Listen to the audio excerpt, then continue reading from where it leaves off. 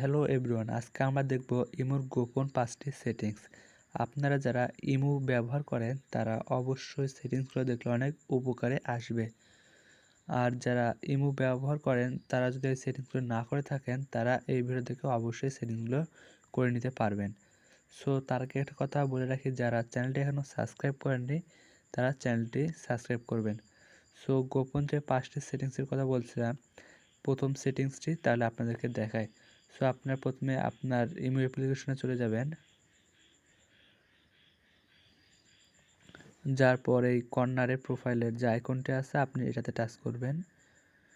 করার পর দেখতে পাচ্ছেন যে সেটিংস। সো আপনি সেটিংসে যাবেন। সেটিংসে যাওয়ার পর দেখবেন যে account and security. So account and সিকিউরিটিতে টাচ করবেন।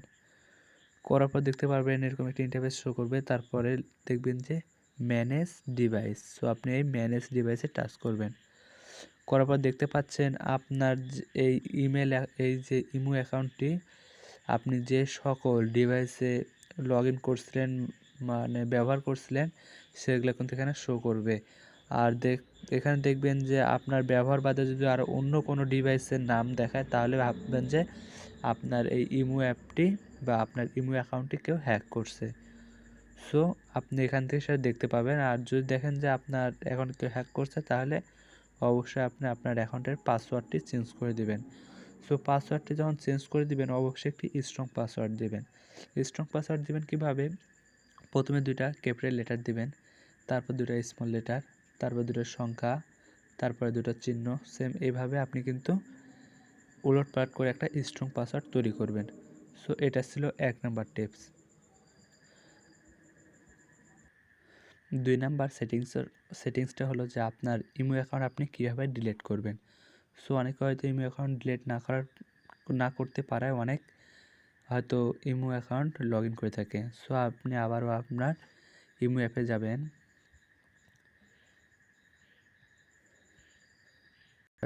যাওয়ার পর সেম ওই কর্নারে টাচ করবেন ম্যান আইকনে। করার পর আবারও সেটিংসে টাচ করবেন। করার পর অ্যাকাউন্ট অ্যান্ড সিকিউরিটিতে টাচ করবেন। করার পর দেখতে পাচ্ছেন যে সবার নিচে আছে ডিলিট ইমো অ্যাকাউন্ট। সো আপনি এটাতে টাচ করবেন। করার পর অ্যাপ্লাই টু ডিলিট আপনি যেটাতে টাচ করেন তাহলে এই অ্যাকাউন্টটা কিন্তু আপনার ডিলিট হয়ে যাবে। সো আপনি কিন্তু এইভাবে আপনার অ্যাকাউন্ট ডিলিট করতে পারেন। এটা ছিল 2 নাম্বার সেটিংস।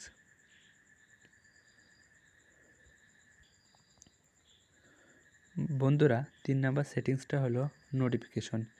ইমোতে নোটিফিকেশনে হয়তো অনেক প্যারা লাগে বা অনেক যন্ত্রণা মনে হয়। সো আপনি নোটিফিকেশনগুলো কীভাবে বন্ধ করবেন? সো আপনি সেম আবারও এই ইমো অ্যাপ্লিকেশনে যাবেন, যার পর কর্নারে আবার যাবেন, টাচ করবেন। করার পর সেম সেটিংসে টাচ করবেন। সেটিংসে টাচ করার পর উপরে দেখতে পাচ্ছেন যে নোটিফিকেশন। সো আপনি এই নোটিফিকেশনে টাচ করবেন। নোটিফিকেশনে টাচ করার পর দেখতে পাবেন যে প্রথমে আছে মেসেজ। সো আপনি মেসেজে টাচ করবেন। আপনি কি আপনার ফোনে যে মেসেজটা সেটাকে ভাইব্রেশন করে রাখতে চান আর সাউন্ড বাড়িয়ে রাখতে চান, সেটা আপনি ইচ্ছে মতো আপনি পারলে বন্ধ করে দিবেন। তারপরে আছে বিগ গ্রুপ, মানে আপনার যদি কোনো গ্রুপে অ্যাড করে থাকে তাহলে কি আপনি কি সেই নোটিফিকেশন মনে করেন সেই নোটিফিকেশন আপনার এখানে যায়। সো আপনি সেই নোটিফিকেশন যদি আপনি বন্ধ করে রাখতে চান, সেমভাবে কিন্তু আপনি সব নোটিফিকেশন এইভাবে বন্ধ করে রাখবেন। সো আমি বন্ধ করে দিলাম। তারপর যে আছে কল। সো আপনার ফোনে যে কল আসে সেটাতে কোনো রিংটোন বাজে বা নোটিফিকেশন আসে, আপনি চাইলে সেটা ভাইব্রেশন করে রাখতে পারেন বা এখান থেকে কিন্তু আপনি রিংটোন চেঞ্জ করতে পারেন। সো তারপরে এখানে দেখতে পাচ্ছেন যে পিপল হু অ্যাড মি, মানে আপনার যদি কেউ ফ্রেন্ড রিকোয়েস্ট পাঠায় তাহলে কিন্তু আপনার ফোনে নোটিফিকেশন আসে, কেউ স্টোরি দিলেও কিন্তু নোটিফিকেশন আসে বা অনেক ইয়েতে কিন্তু নোটিফিকেশন আসে। সো আপনি চাইলে কিন্তু এখান থেকে এগুলো সবগুলাই বন্ধ করে দিতে পারেন, তাহলে কিন্তু আপনার ফোনে আর কোনো নোটিফিকেশন আসবে না। সো আপনি যদি এগুলো এইভাবে সবগুলো যদি বন্ধ করে রাখেন তাহলে কিন্তু আপনাকে আর এই নোটিফিকেশনের জ্বালা ভোগ করতে হবে না। তো বন্ধুরা, 4 নাম্বার যে সেটিংসটা হলো সেটাও কিন্তু একটা বড় জ্বালা। হয়তো আপনি সবসময় ইন্টারনেটে না থাকলেও কিন্তু আপনি আপনার ডাটা বা ওয়াইফাই কিন্তু আপনার কানেকশন থাকে। সো আপনি যখন অন টাইমে আপনার ডাটা বা ওয়াইফাই ইন্টারনেট চালু থাকে তখন অনেকে ভাবে হয়তো দিন রাত সবসময় নেটে থাকে, হয়তো অনেকে খারাপ মাইন্ডেও নেয়।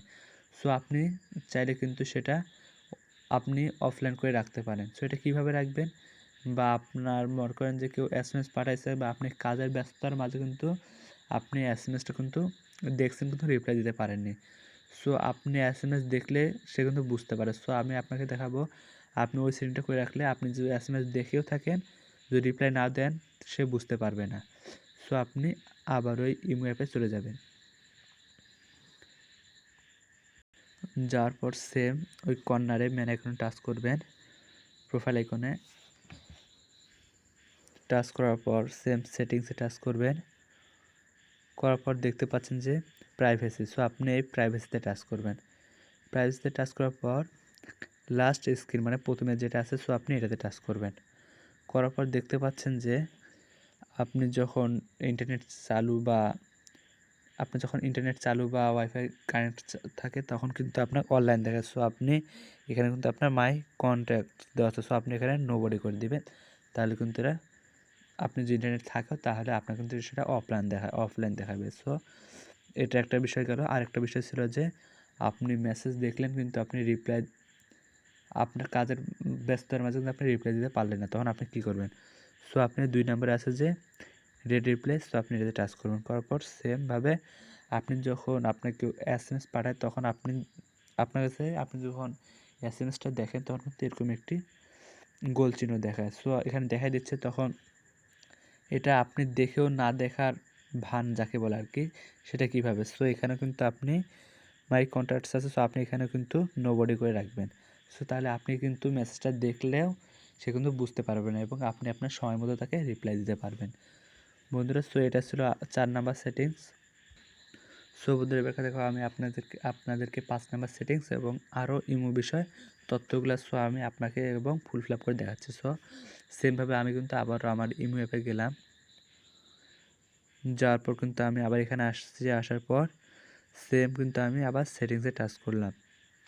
করার পর এইখানে দেখতে পাচ্ছেন স্টোর অ্যান্ড ডাটা, সো আপনি এই স্টোর অ্যান্ড ডাটাতে টাচ করবেন।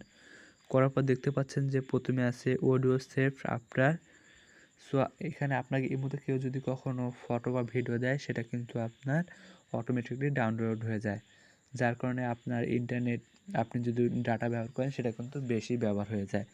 সো আপনি যদি চান এটা দুটোতে কিন্তু অফ করে রাখতে পারেন, তাহলে কিন্তু আপনার যেটা এই মধ্যে ফটো বা ভিডিও দিবে সেটা কিন্তু ডাইরেক্টলি ডাউনলোড হবে না। আর হয়তো অনেক সময় অনেক ফটো বা ভিডিও দিয়ে থাকে যেগুলো কিন্তু প্রয়োজন না, তারপরেও কিন্তু সেটা অটোমেটিকলি ডাউনলোড হয়ে গ্যালারিতে যায়।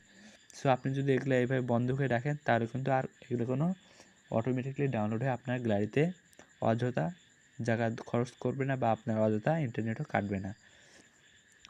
সো তারপরে আরেকটা বিষয় দেখতে পাচ্ছেন যে ম্যানেজ স্টোর, সো আপনি ম্যানেজ স্টোরে টাচ করবেন। করার পর আপনার যে ইমো অ্যাপটি আছে এখানে যে অতিরিক্ত যে ডাটাগুলো হয়ে থাকে, সো আপনি চাইলে কিন্তু এখানে ক্লিয়ার করে দিতে পারেন। সো দেখেন যে আমি এই কর্নার যে ক্লিয়ার লেখাটা আছে আমি ক্লিয়ার টাচ করলাম, এটা ক্লিয়ার করে দিলাম, দেখেন এটা কিন্তু ক্লিয়ার করে দিলাম। সো আপনি কিন্তু সেমভাবে ক্লিয়ার করে দিতে পারেন। তারপর আমি ব্যাক যাই, তারপর আছে যে ক্লিয়ার চ্যাট হিস্টোরি, আপনি যাদের সাথে কথাবার্তা বলছেন বা এসএমএস করছেন আপনি চাইলে কিন্তু এখানে টাচ করে ডিলিট অপশনে টাচ করে কিন্তু আপনার সব কিন্তু আপনি ডিলিট করে দিতে পারেন। তারপর ব্যাক আসার পর আবার প্রাইভেসি তার কিছু সেটিংস আছে। সো প্রাইভেসি আসার পর দেখতে পাচ্ছেন যে কলস, who can call me, so আপনি এতে টাচ করবেন।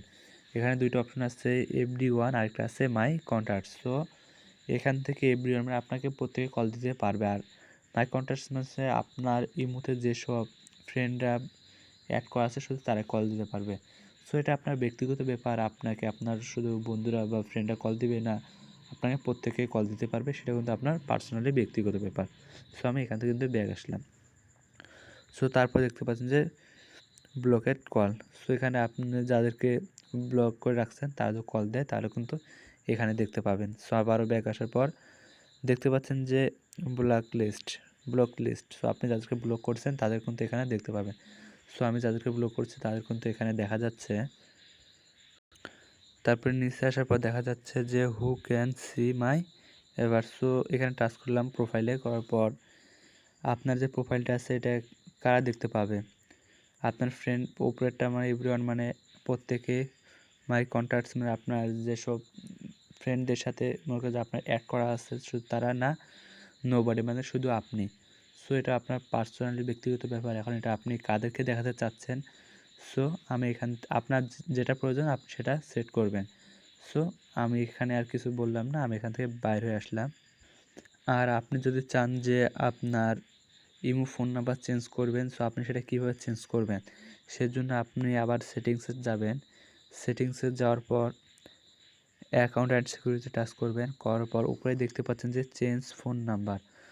আপনি এখানে চেঞ্জ ফোন নাম্বার টাচ করে কিন্তু আপনি এখানে ফোন নাম্বারটা চেঞ্জ করতে পারেন। আপনারা যদি দেখতে চান,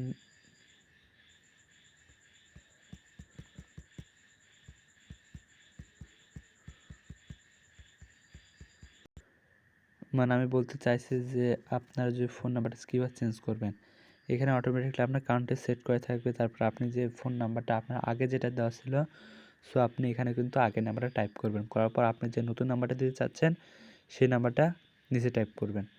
করার পর আপনি সেন্ড করবেন। করার পর একটা ভেরিফিকেশন কোড আসবে, সেই কোডটা আপনি প্রবেশ করাবেন। করার পরে কিন্তু আপনার ফোন নাম্বারটা চেঞ্জ হয়ে যাবে। আজকে এই ছিল সব সেটিং। আপনি যদি এই ভিডিওটা দেখে যদি আপনি কিছু শিখতে পারেন বা কিছু যদি বুঝতে পারেন, অবশ্যই একটি লাইক করবেন আর চ্যানেলটি সাবস্ক্রাইব করবেন। ধন্যবাদ।